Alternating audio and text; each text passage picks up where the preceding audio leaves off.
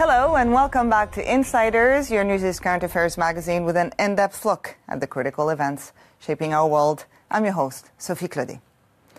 Germany is among those northern European countries that bring to mind respect for the environment, a strong green movement, educated citizens eager to recycle. But dig in a bit more and you'll find out that a quarter of Germany's electricity comes from brown coal. Lignite, to be exact, a particularly dirty kind of coal.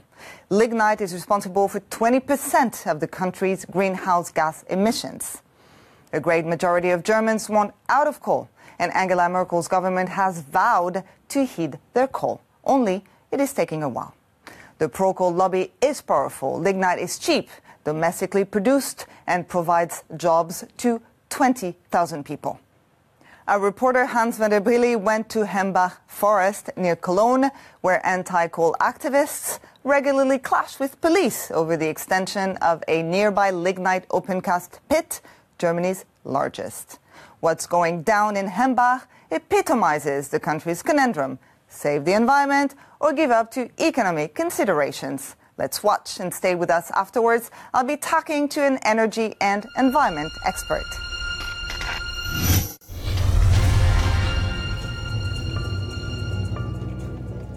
Dawn is close as a huge police operation mobilizes around Hambach forest. Hundreds and hundreds of police are moving in to expel protesters. A closed-off security zone surrounds the forest, which is due to be swallowed by Germany's biggest open-cast lignite mine. The protesters' occupation is illegal, but they don't care. They want to save the forest, for sure, but these are no mere tree huggers. Lignite is one of the filthiest fossil fuels, a disastrous coal for greenhouse gas emissions.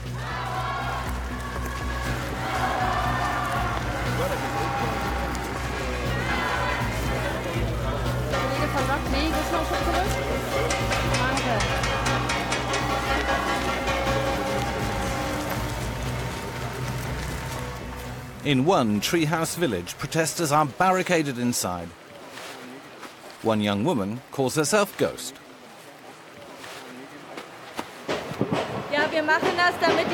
We're living in the treetops, so they can't reach us. They can't clear-cut the forest when it's full of people.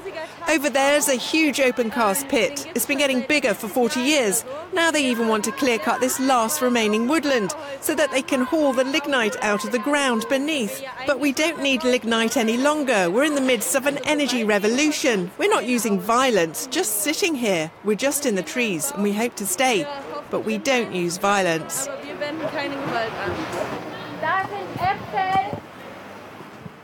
We aren't allowed up, but she pulls up our GoPro camera. Everyone here is prepared for a long siege. Having stored water and food, they'll resist as long as they can. A dozen people have been squeezed inside for the last 30 hours. The music is drowned out by heavy machinery under police guard breaking through. Ground-level supporters try to slow it down.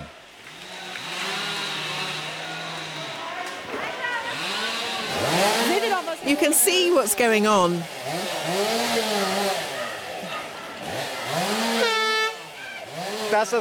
Maybe it's covered by law what they are doing, but it is absurd. In Berlin right now, politicians discuss the phasing out of coal. We all know the end of coal is coming.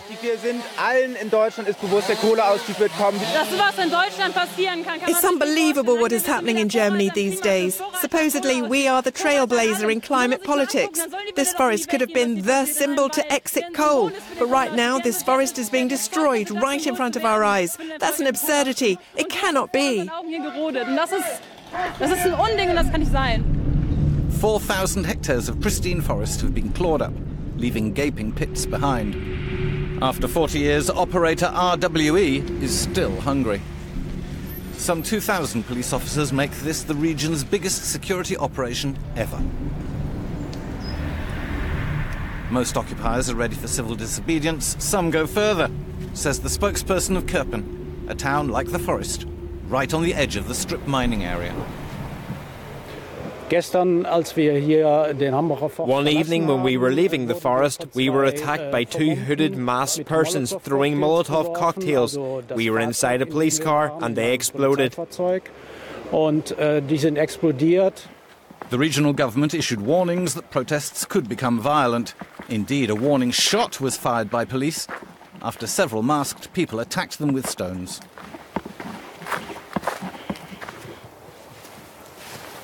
Well, ditches have been dug here and all around barricades are up to slow police cars down. The forest occupiers prepared themselves well.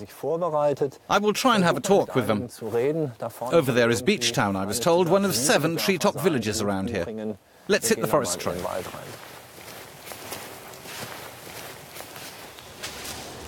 We end up in Cozy Town, which sounds more like a children's TV show than a radical bunker. We're ordered to stop filming. After some discussions, Cozy Town lets us in. Some have lived here for 6 years, sleeping in tree houses up to 25 metres above the ground. Shiva joined about a year ago. Her high-altitude moon house is not easy to evacuate. Has she participated in acts of sabotage? She won't answer.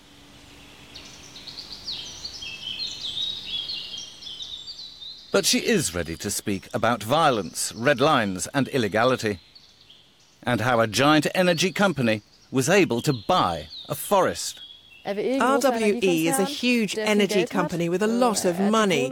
They just go for the coal and the cash. What we're doing here is against the law. It's a fight using illegal means, not respecting the laws. This site, this land, belongs to RWE. It should have been declared a natural sanctuary, but they bought it. When you damage a power shovel, you get the same sentence as if attacking a human being. That's not right. Things should be separated. Vandalising some of those damned machines, that's not violence. But I would never use violence against a living creature or against a human being. While elsewhere in the forest, the police speed up the evacuation. She offers us tea. Shiva still remembers the moment when she decided to join Cozy Town. It happened when she stood overlooking the pit. I just saw a vast expanse, dead land, horrifying, like a moonscape. And on the horizon, coal power plants lined up. I saw the smog streaming from the chimneys, a smoggy fog floating through the air, and I was shocked. I could almost feel the absence of clean air. Then I turned around, and I saw this gorgeous forest, full of sounds, full of life, full of chirping. Chirping, twittering birds, full of wind, moving everything, full of harmony, full of colours. I still get goosebumps when I remember this very moment. It was just wow. At the open-cast pit itself, we're told stopping the strip mining comes at a price.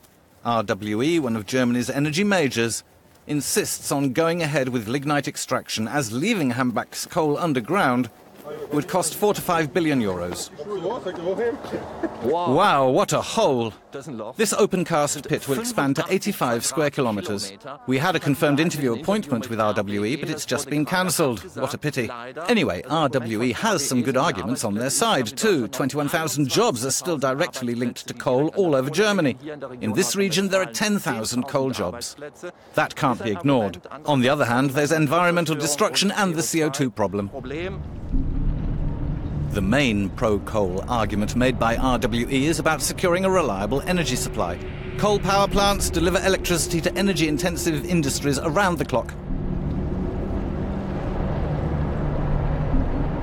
But visitors we meet at the strip mine's Belvedere are in favour of quick and far-reaching structural changes.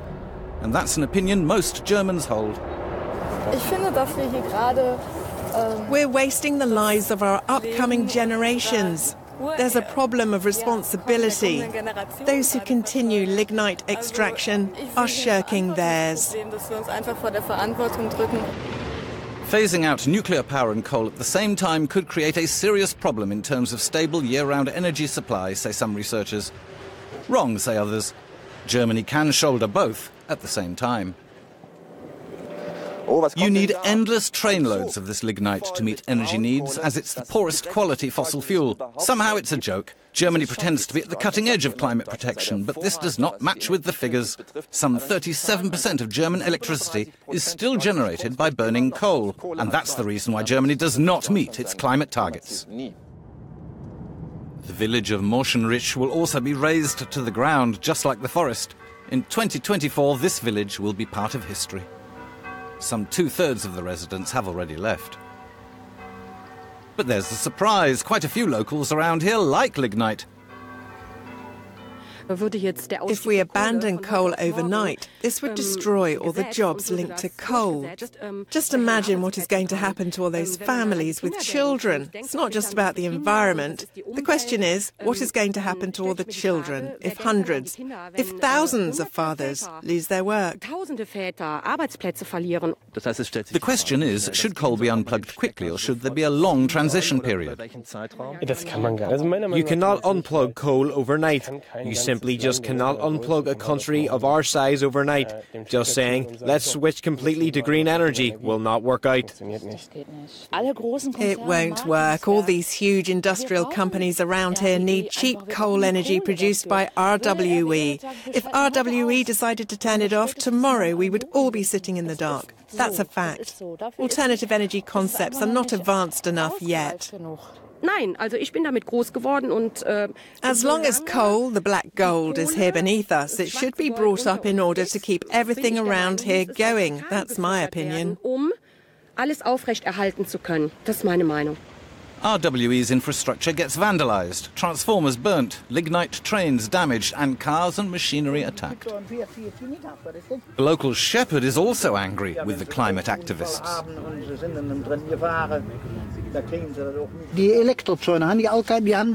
I used an electric fence, and they have stolen the battery and control box when it was turned off. And they have cut my fences. They are sick professional criminals. They cut 10 of my fences. Each fence is 50 metres long, and every single fence was cut at least 3 times, some of them even 4 or 5 times.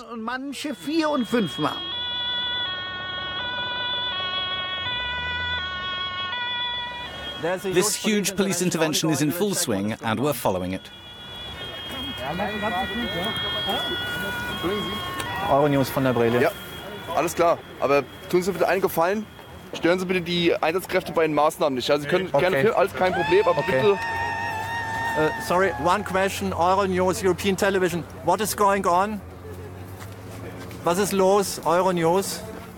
Today, like every Sunday for years, groups of protesters from all over the region converge towards Hambach forest, playing cat and mouse with the police, who try to kettle them, or worse. We crossed the street and started running. I ran onto the other side of the crash barrier. The police then jumped over the barrier, and one policeman hit me from above with his truncheon while running.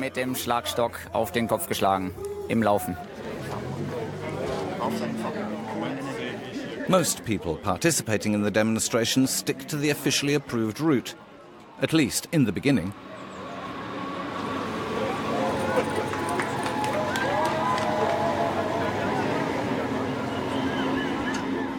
For decades, this company, Rhyme Brown, today it's called RWE, built up an incredibly far-reaching network, reaching out deep into politics, into the media, into trade unions. It's difficult to fight back. Have a look at their propaganda. It doesn't match with the real facts. Germany wants to fix a coal exit timeline by the end of this year, a real challenge. But at least you should freeze logging, and they should stop raising villages until they have got their exit agenda. We have to put an end to this destruction of our livelihood. When Zobel started his Sunday walks a few years ago, some 50 people joined him. The regional government's evacuation order transformed the walk into a demonstration. Now some 6,000 protesters are marching. We are protesting against the coal mining, and the coal mining is probably the most shitty way to produce electric energy. It has the most CO2 emissions, and today we are planting new trees to extend the forest instead of killing it down.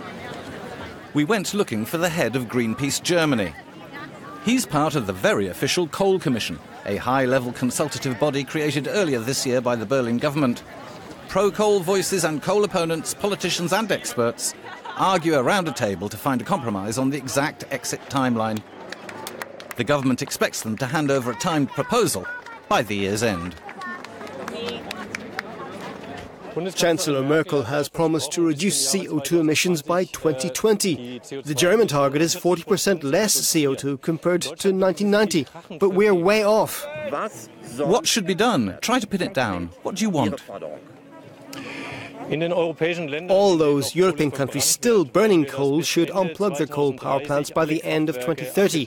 For Germany, that means that half of the coal power plants have to be turned off by 2020 and the remaining ones by 2030.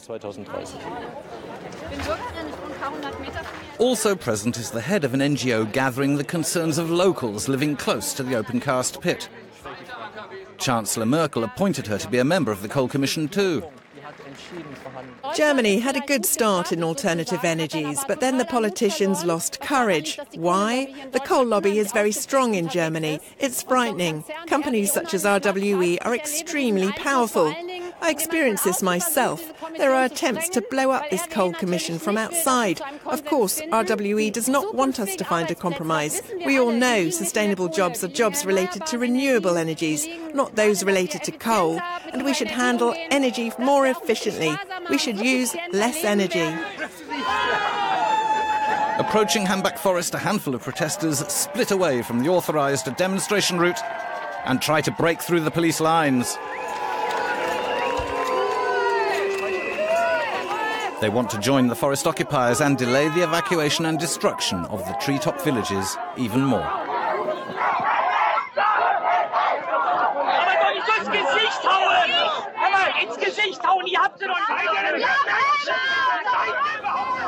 Germany aims to raise wind and solar power's share of energy generation from a third now to 65% by 2030.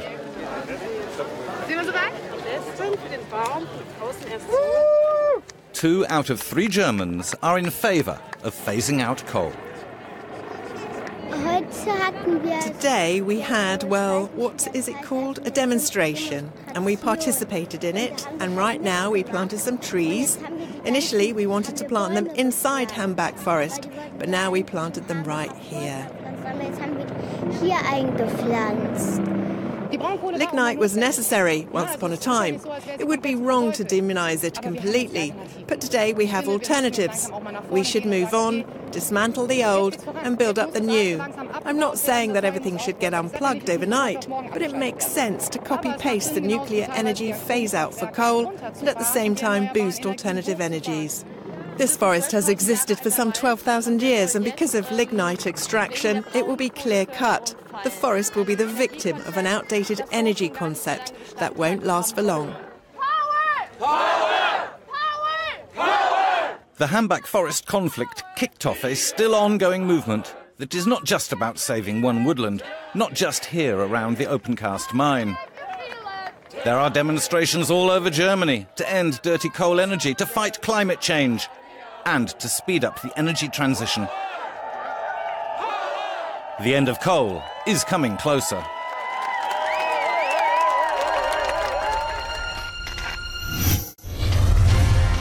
Claudia Kempfert, thanks for being with us. Germany's government appointed a commission to plan the exit from coal. But we've seen in our report that a mine, a very important mine, as a matter of fact, is being expanded. So how serious is the government about dropping coal? The government seems to be serious of dropping coal because they want to reach a climate target both of 2020 and 2030, but they have big constraints, and obviously the coal lobby in Germany is very, very strong. The government waited too long in having a concrete coal phase out, and the result we see right now, we have big battles about when and how the coal needs to be shut down. Let's talk about the pro-coal lobby. You say it's really strong. Is it strong at influencing politicians, for example?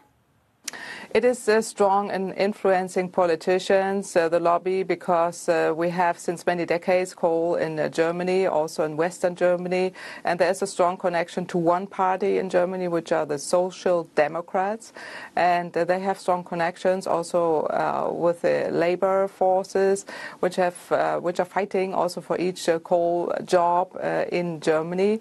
When in fact the jobs in the coal sector are way less than in the renewable sector. Way less than in the renewable sector. So we have 20,000 jobs in the coal sector, but 400,000 jobs in the renewable sector. The government commission planning the exit from coal is supposed to come up with a date by the end of the year. When is it going to be, do you think?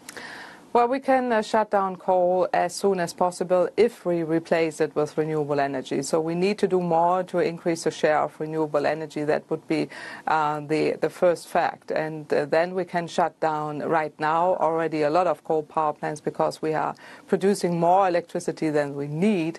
And then we can reduce step by step the coal share by 2030 maximum in order to replace all the whole share of coal by renewables, but we need a little bit of time for that. Germany is slated to abandon nuclear power production by 2022, and it wants to eventually drop out of coal. Is it reasonable and realistic to carry out both tasks at the same time? Not at the same time, but one after the other. So we will phase out nuclear by 2022, and then we will start out a phase out after that time and reduce the share of coal of now 40% step by step by 2030. That is realistic if we increase the share of renewable energy quite drastically. How does Germany compare to other European countries when it comes to coal consumption and production? Is it the bad apple in the lot? Germany has a very high share of coal and especially of lignite, which brings up the emission to a very high extent. And this is, in comparison to other European countries, really a large share.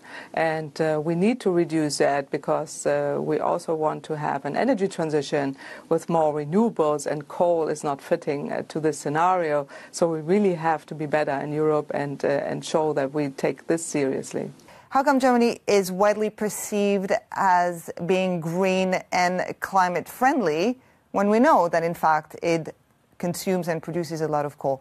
Why is it so successful at greenwashing?